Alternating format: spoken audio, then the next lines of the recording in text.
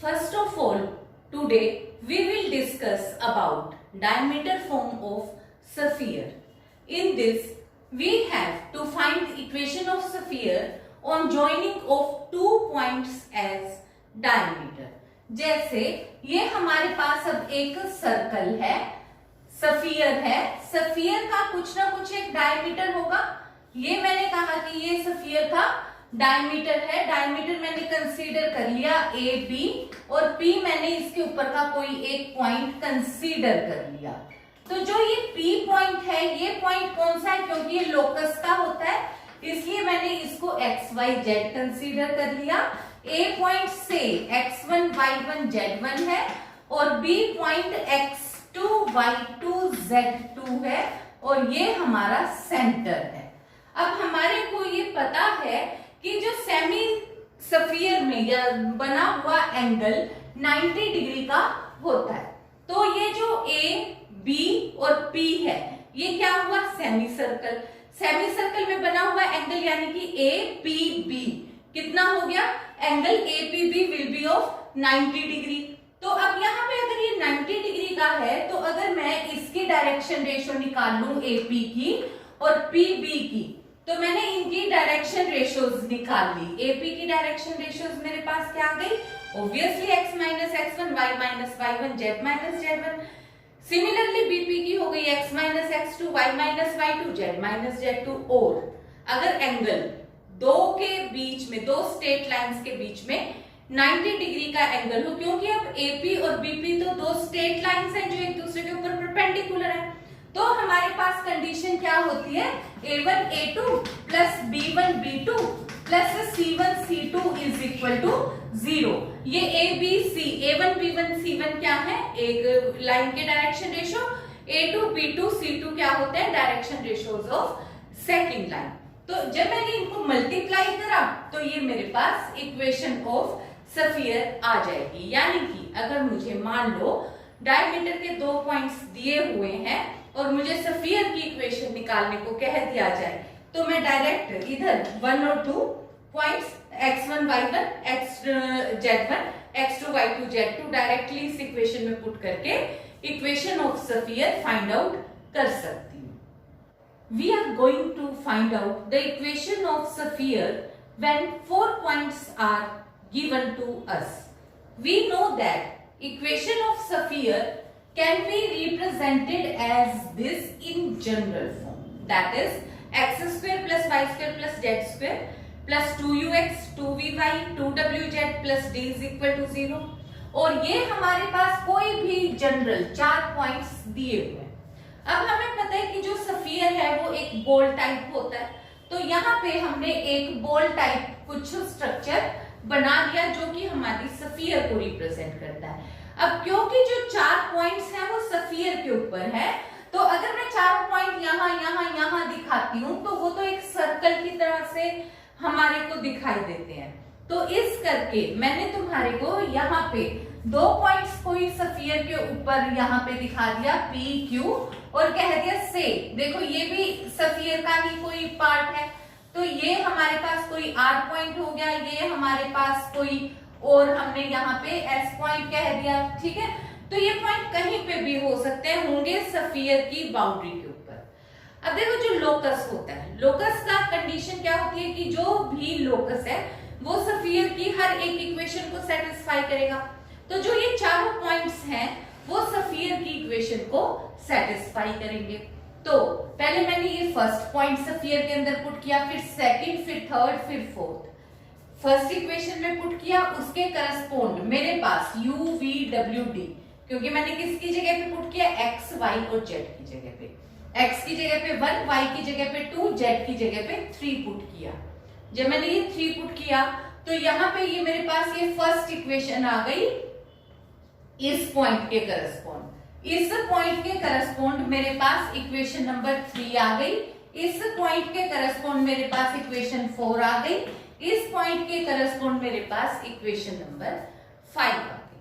ऐसे करके मेरे पास अननोन कितने हैं? देखो 4, u v w d, और इक्वेशन कितनी आई? 4. तो यानी कि यूनिक सॉल्यूशन होगा. यूनिक सॉल्यूशन के लिए अब मैंने देखा कि यहाँ पे हर एक जगह डी डी डी में 1 है, तो इसलिए मैंने सबसे पहले इनको डी को ही हटाना प्रेफर किया। तो मैंने पहले सेकंड और थर्ड इक्वेशन, फिर थर्ड फोर्थ, फिर 4 5 ऐसे करके मैं लेती चली गई। वरना मर्जी मेरी है कि मैं कोई भी ले सकती हूँ, मैं फर्स्ट और थर्ड का कॉम्बिनेशन भी ले सकती हूँ, मैं ये थर्ड और फिफ्थ का भी कॉम्बिनेशन ले सकती हूँ। तो जो तुमने करना है उस तरीके से इन 4 इक्वेशंस को यूज करके सबसे पहले कोशिश करो कि एक वेरिएबल को हटा दो। तो मैंने प्रेफर किया डी को हटाना। तो डी को हटाने के लिए मैंने 3 में से 2 को सब्ट्रैक्ट किया, 4 में से 3 को, 5 में से 4 को, जिसके करस्पॉन्ड मेरे पास 6 7 8 इक्वेशन आ गई, जिसमें मैंने डी को अब हटा दिया। डी हट गया। अब मेरे पास 3 अननोन 3 इक्वेशन आ गई।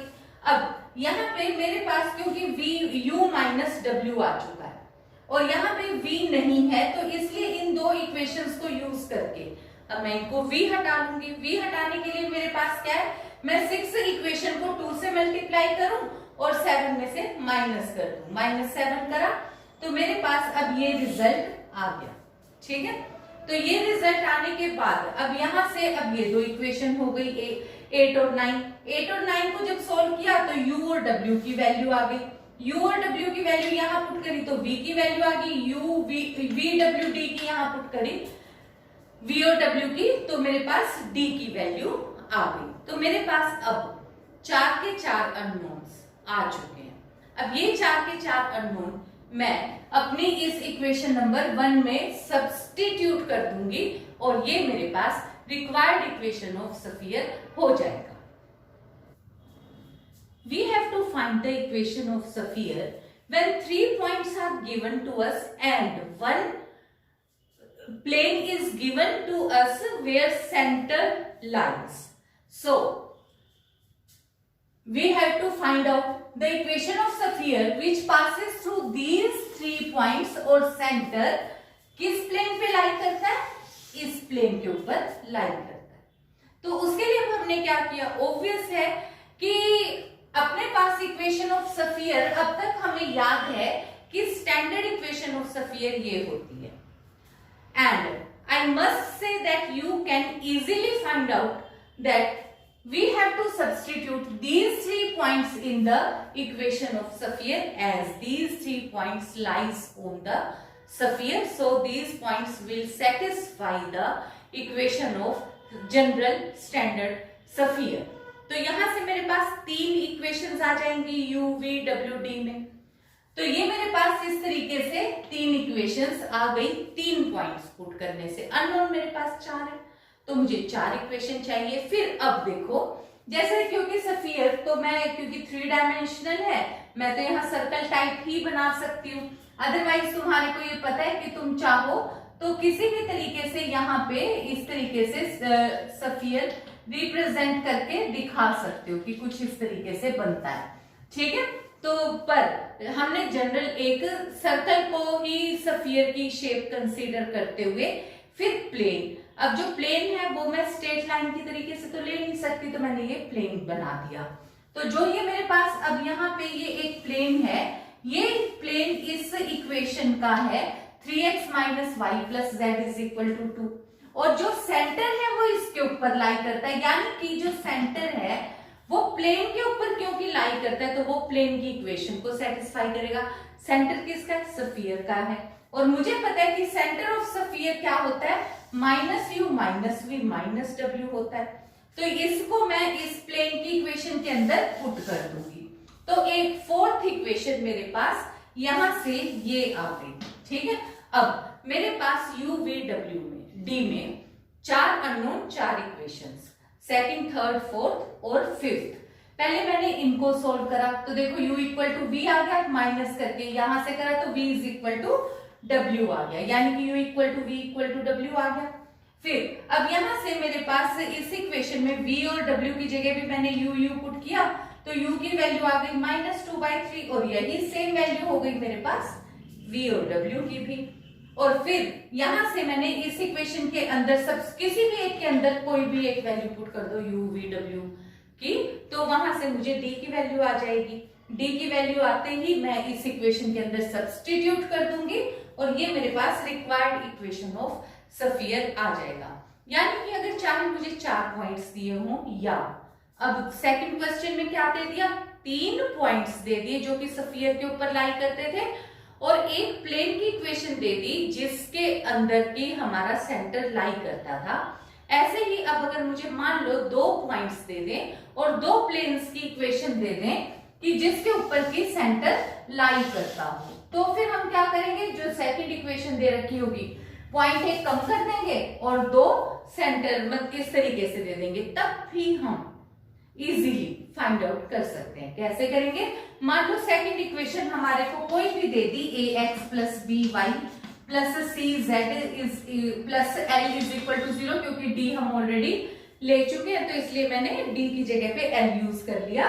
तो इस इक्वेशन में मैं सब्स्टिट्यूट कर दूंगी एक्स वाई जेड की जगह पे सेंटर, तो चौथी इक्वेशन 2 पॉइंट्स से मेरे पास आ जाएंगी यूवीडब्ल्यू डी की इक्वेशन, और 2 मेरे पास जब मैं प्लेन के अंदर पुट करूंगी वहां से आ जाएगा। 4 अननोन 4 इक्वेशंस, तो मैं इजीली सोल्व करके यूवीडब्ल्यू डी और ये वैल्यू निकाल लूंगी। So that is all for this lecture. Thank you.